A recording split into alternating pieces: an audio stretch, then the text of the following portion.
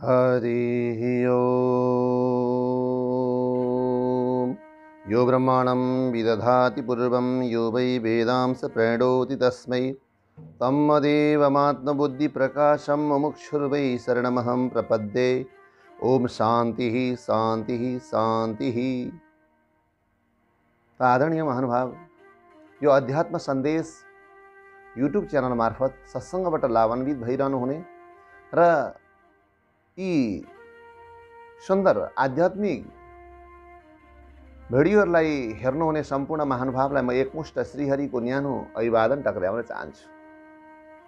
हामी महत्त्वपूर्ण कुराहरू, जीवनमा प्रेरणाप्रदायक कुराहरू, शास्त्रमा रहेका गूढ चिन्तनका विषयवस्तुहरूलाई सरल सहज र सबैले बुझ्ने गरी यो च्यानलमा प्रस्तुत गर्न गर्दै आएका छौँ।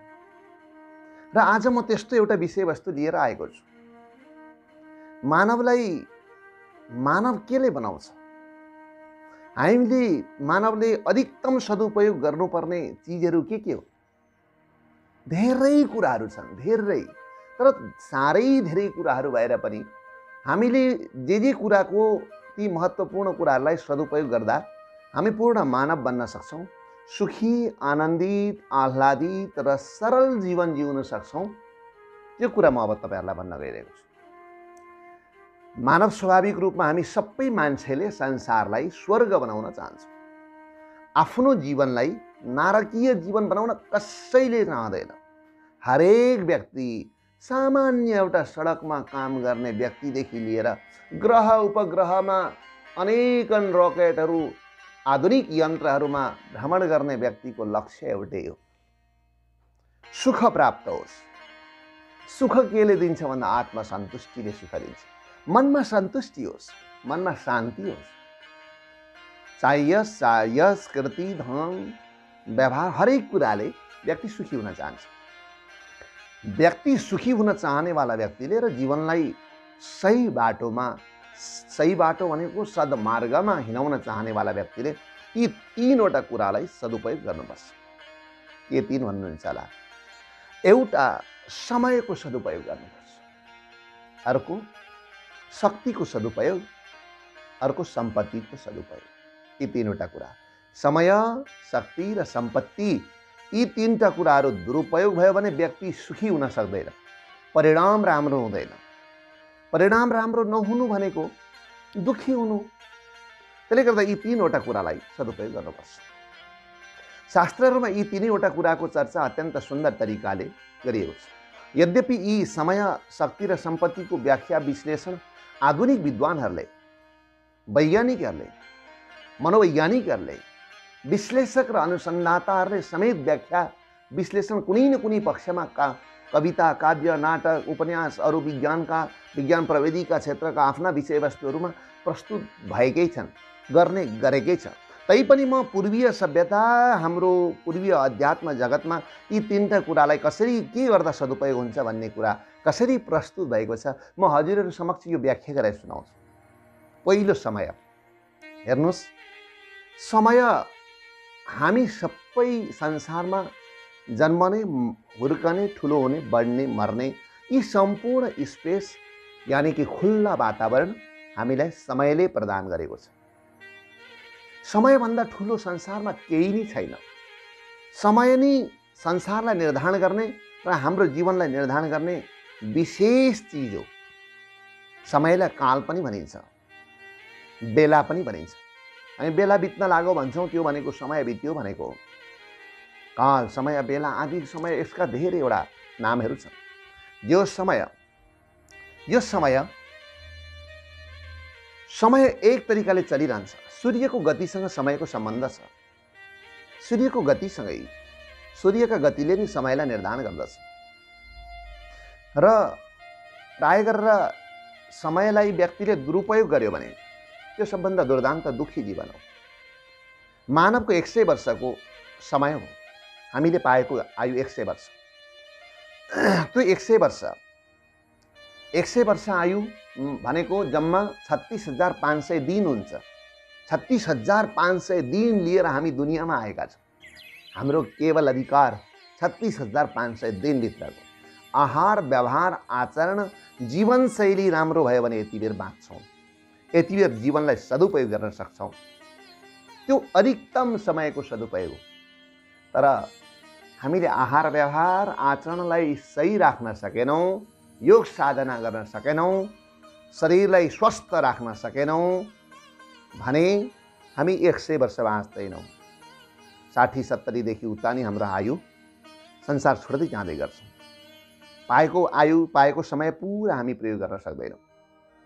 र पूर्वमा भनेको हाम्रो वैदिक जगतमा वैदिक अनुसन्धानमा मनुष्यले के भन्नुभएको छ भने कालो हि भगवद रूपम, यो समय भनेकै भगवानको रूप हो।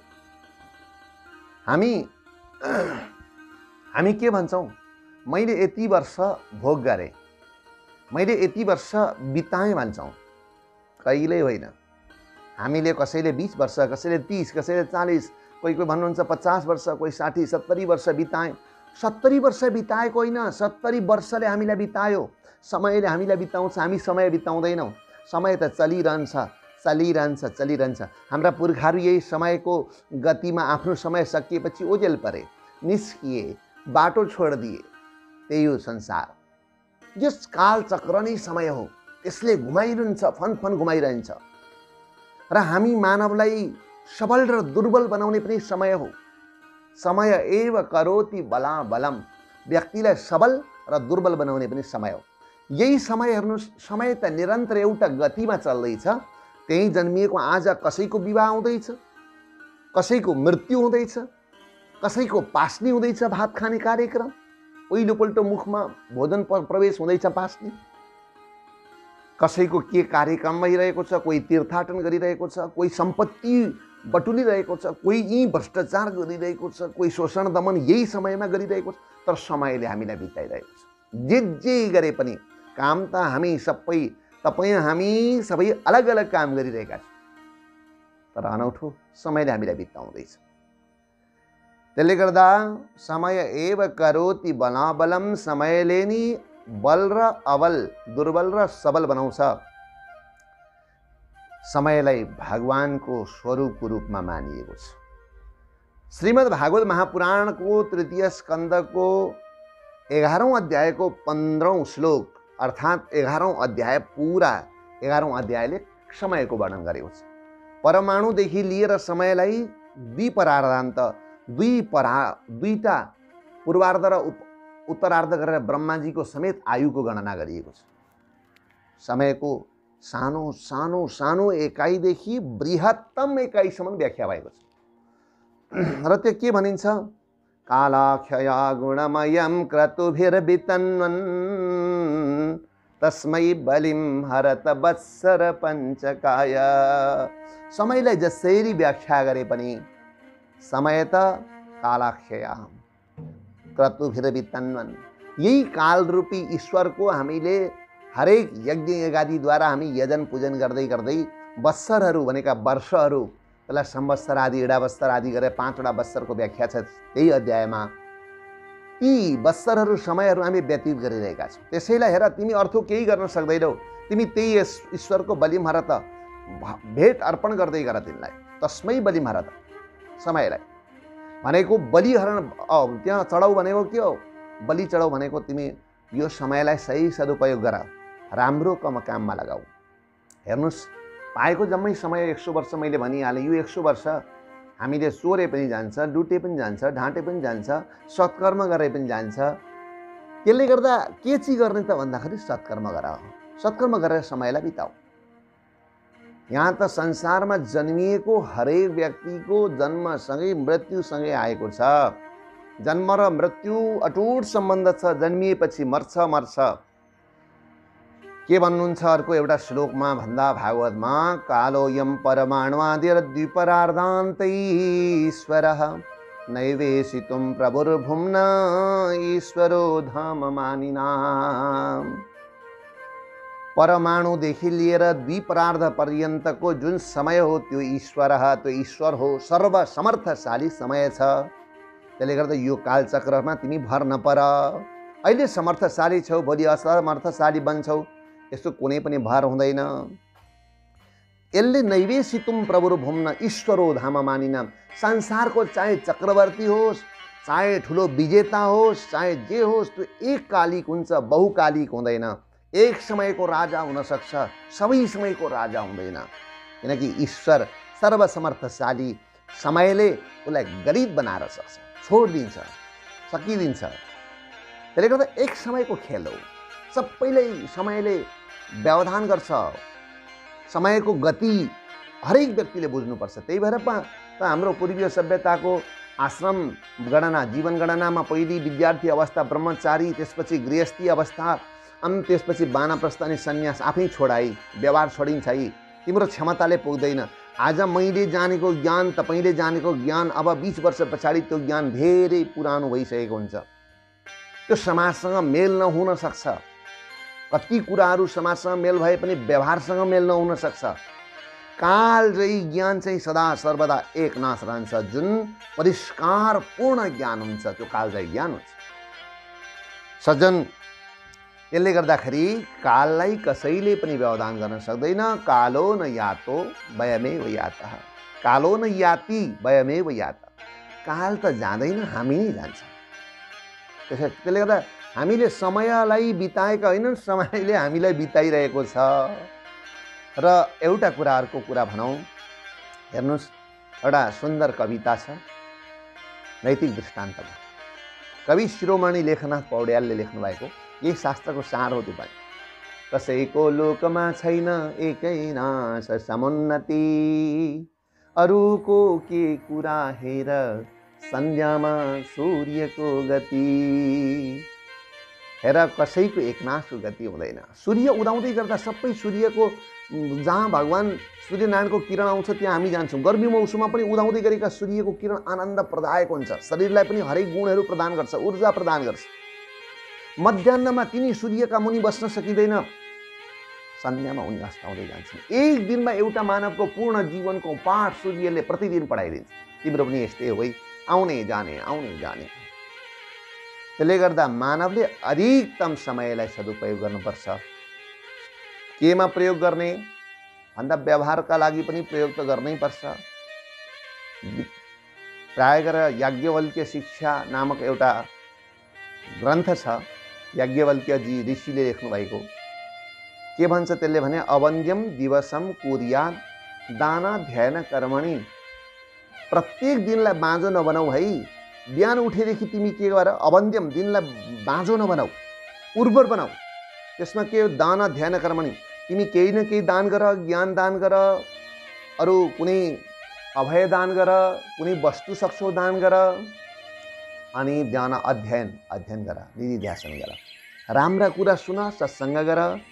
अनि धन आर्जन गरे पनि त्यहाँ तिमी हरेक व्यवसायमा, कर्ममा धर्म देख, धर्मको प्रयोग गर। कर्ममा आफूले कर्म चाहिँ गरिरहौ, कर्म छोड्नु हुँदैन। जीवन छोडिन्छ कर्म छोडियो भने। त्यसले गर्दा प्रत्येक दिन उज्यालो हुँदा हामीलाई के सिकाउँछ? प्रातःकालले जीवनको सुरुवात, हरेक जीवनको नवीकरण भएर पहिलो दिनै उदाएको बेला हाम्रो जीवनको सुरुवात, साँझमा अस्त, उदाउँदै अस्ताउँदै।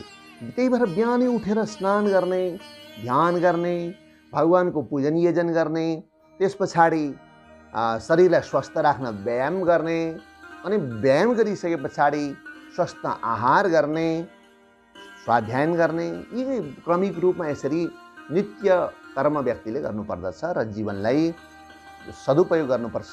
विद्यार्थीले पढ्ने, छात्राणाम पठनम तप, विद्यार्थीहरूका लागि त सबभन्दा ठुलो तपस्या नि अध्ययन अनुसन्धान हो, परिशीलन हो, खोज हो। त्यो निरन्तर गरिरहने हो।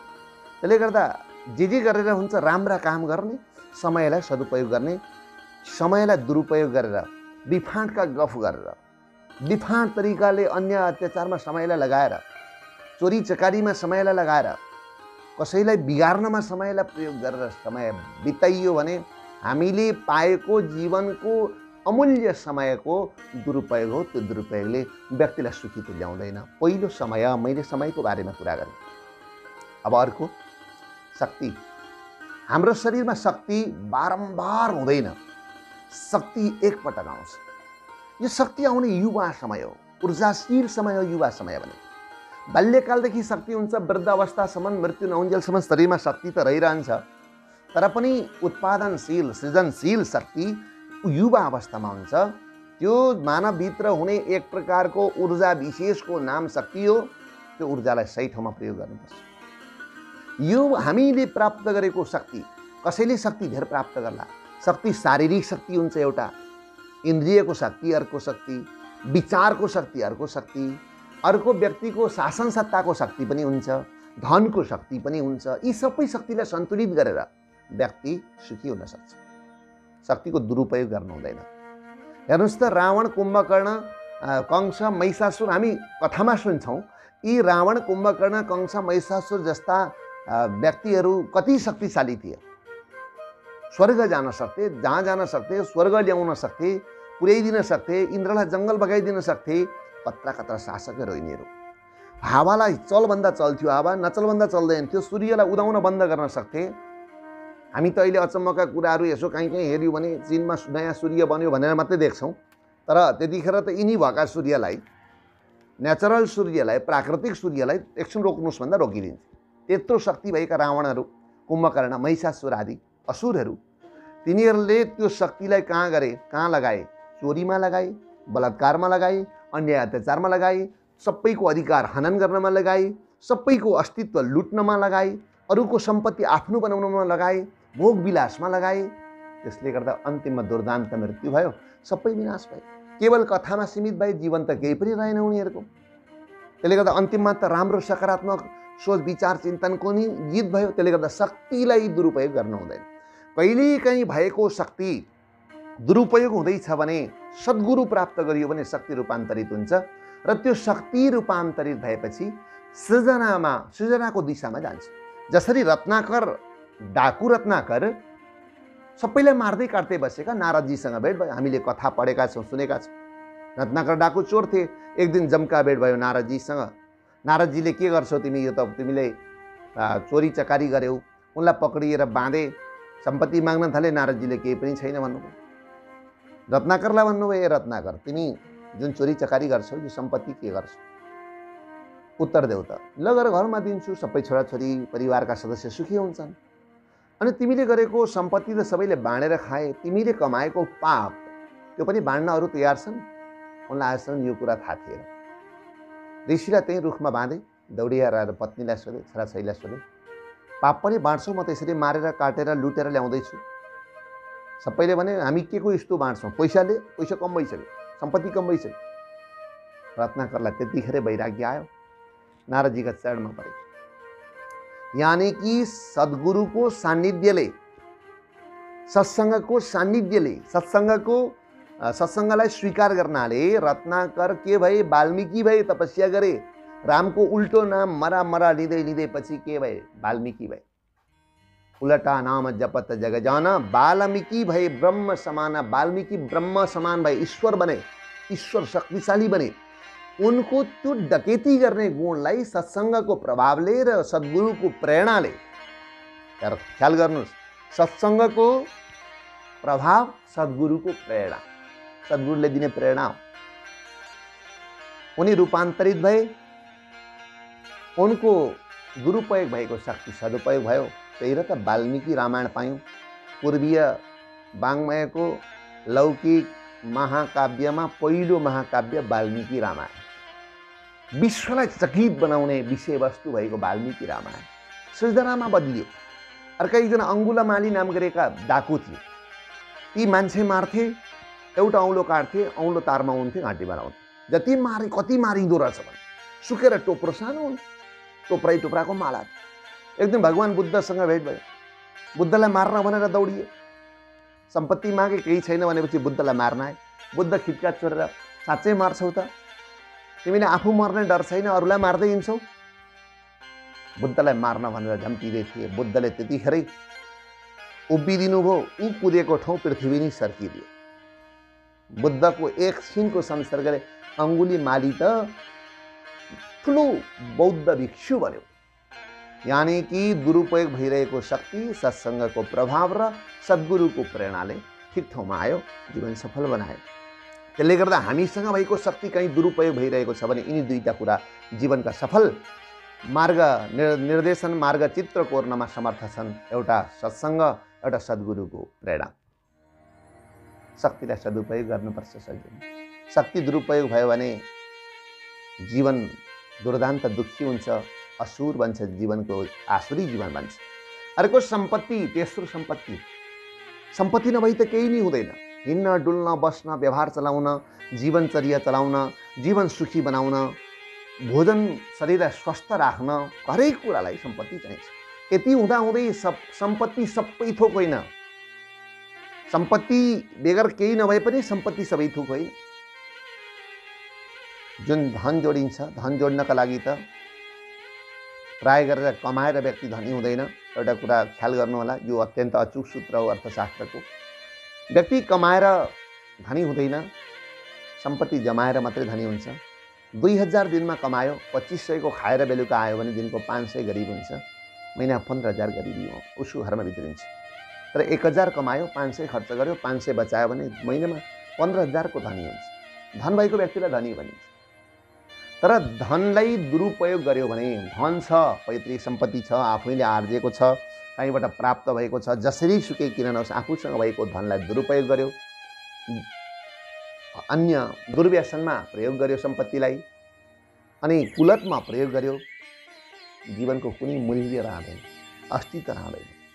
धनलाई कहाँ प्रयोग गर्ने भन्दा भागवतको 11 स्कन्धको 5औं अध्यायको 12औं श्लोकमा चमस नाम गरेका एकजना ऋषि भन्नुहुन्छ, धनम च धर्मैक फलम यतो वै ज्ञानम स विज्ञानमनो प्रशान्ति गृहेषु युञ्जन्ति कलेवरस्य मृत्युं न पश्यन्ति दुरन्तवीर्यम्। धनको प्रयोजन धन सबै आफूले कमाएको धनलाई बचाएर धर्ममा प्रयोग गर्नुपर्छ। श्रेय हुने ठाउँमा शिक्षामा लगानी गर्नुपर्छ, सम्पत्तिलाई स्वास्थ्य संरक्षणमा लगानी गर्नुपर्छ। ती सबै कुरा आहार व्यवहारमा पनि लगानी गरियो।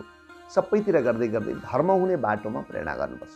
दिन दुखीको सहयोगमा, समाजको कल्याणमा, कुनै व्यक्तिको रक्षामा, कुनै प्राणीको रक्षामा, गौ सेवामा प्रयोग गर्नुपर्छ।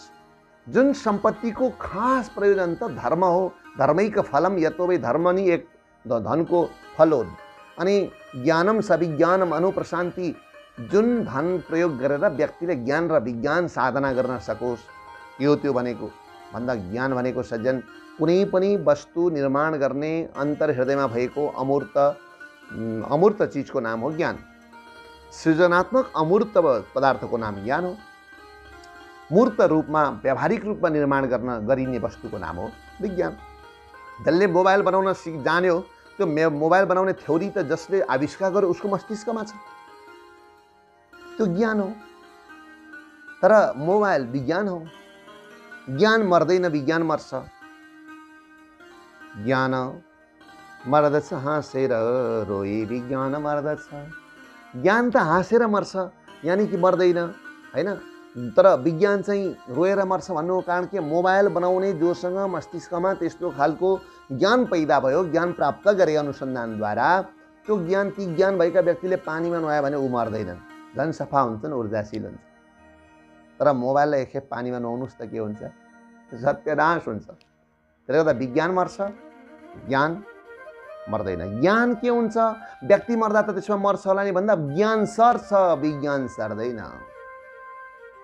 विज्ञान मर्छ, ज्ञान मर्दैन। तर ज्ञान सर्छ, विज्ञान सर्दैन। त्यही ज्ञानले नै सृजना गर्ने हो। यानी कि अमूर्त विवेक, ज्ञान, विचार, चिन्तन जुन भित्र प्राप्त भएको जुन एक प्रकारको ऊर्जा हो, त्यसको नाम हो ज्ञान। त्यो ज्ञानले आविष्कार गरेको व्यावहारिक पक्षको नाम हो विज्ञान। त्यसले गर्दा ज्ञान र विज्ञान साधनामा धनलाई प्रयोग गर्नुपर्छ, धर्ममा प्रयोग गर्नुपर्छ। मृत्युम न पश्यन्ति दुरन्त वीर्यम। किन मान्छेले त्यो प्रयोग गर्दैन भन्दा, यिनी चमस भन्नुहुन्छ, त्यो चाहिँ मृत्यु, दुरन्त वीर्यम, विकराल शक्ति भएको मृत्युलाई नदेख्नाले गर्दा, मृत्युलाई नबुझ्नाले गर्दा, बुझेर पनि बुझेको आभास नहुनाले गर्दा व्यक्तिले सम्पत्तिलाई सदुपयोग गर्न जान्दैन। त सज्जन, मैले 3टा कुरा गरेँ आज। यो समयको सदुपयोग गर्नुपर्छ। हरेक समय हामीले प्राप्त गरेको जीवनको समय, प्रत्येक पल, प्रत्येक क्षण अलिकति पनि दुरुपयोग भयो भने व्यक्ति दुःखी हुन्छ।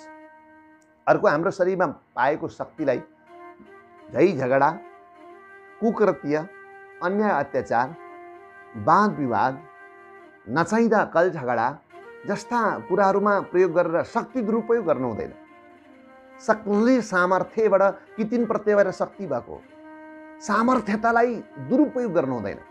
शक्तिको दुरुपयोग गर्यो भने व्यक्ति दुःखी हुन्छ अनि असुर बन्छ। त्यसले गर्दा शक्तिको सदुपयोग गर्नुपर्छ। अर्को, पाएको सम्पत्ति, आर्जेको सम्पत्ति बुद्धि विवेकद्वारा प्राप्त, पितृको आशीर्वादद्वारा प्राप्त अनि अरू कहीँबाट प्राप्त भएको धन, कुनै पनि अवस्थाबाट प्राप्त भएको धनलाई दुरुपयोग गर्नु हुँदैन। यी 3टा कुरा, समय, शक्ति र सम्पत्तिको सदुपयोग गर्यो भने त्यो पूर्ण मानव बन्छ, सुखी मानव बन्छ, जीवन शान्ति प्रदायक बन्छ अनि सफल, सक्षम, समर्थशाली जीवन उसले व्यतीत गर्छ। जसले समय, शक्ति र सम्पत्तिको दुरुपयोग गर्छ तिनीहरूलाई नि असुर भनिन्छ। तिनीहरू नि जीवन बिग्रेका व्यक्तिहरूमा पर्दछन्। तिनीहरूलाई नै राक्षसको संज्ञा दिएको छ। रावण, कुम्भकर्ण आदि, महिषासुर आदिले पाएको समय अनि शक्ति अनि सम्पत्तिको दुरुपयोग गरे। त्यही भएर उनीहरू युगीन राक्षसको कोटीमा सीमित रहे। तर पाएको सम्पत्ति, शक्ति र समयलाई सदुपयोग गर्ने जति पनि भए ती मनस्वी ऋषिहरू, महर्षिहरू, अनुसन्धाताहरू, ज्ञानीहरू बने। त्यसले गर्दा समय, पाएको समयलाई योग, ध्यान, अनुसन्धान, ज्ञान, विचार, चिन्तन, विवेकलाई बढाउने खालको काममा लगाएर अनि समाज सेवा, राष्ट्र सेवा, विश्व सेवा गर्ने अवस्थामा पाएको सम्पत्तिलाई लगाएर ऊर्जालाई प्रयोग गरेर जीवन बिताउनुपर्छ। यो मैले आज यी 3टा कुराहरू, समय, शक्ति र सम्पत्ति, यिनीहरूलाई सदुपयोग गरौँ, दुरुपयोग नगरौँ भन्ने यो सन्देश, अध्यात्म सन्देश मार्फत मैले प्रवाह गरेँ। र यो मेरो यो सञ्चालन भइरहेको च्यानललाई मन पर्यो भने सब्सक्राइब गरिदिनु होला, लिङ्क सेयर गरिदिनु होला, लाइक गरिदिनु नभुल्नु होला। र यस्ता सुन्दर विषयवस्तुहरू, अध्यात्मसँग जोडिएका, धर्मशास्त्रमा भएका सुन्दर विषयवस्तुहरूलाई म सरल तौर तरिकाले प्रस्तुत गर्ने जमर्को गरिरहनेछु भन्दै आजको प्रवचन श्रृङ्खला यही पूर्ण हुन्छ। ओम शान्ति, शान्ति, शान्ति।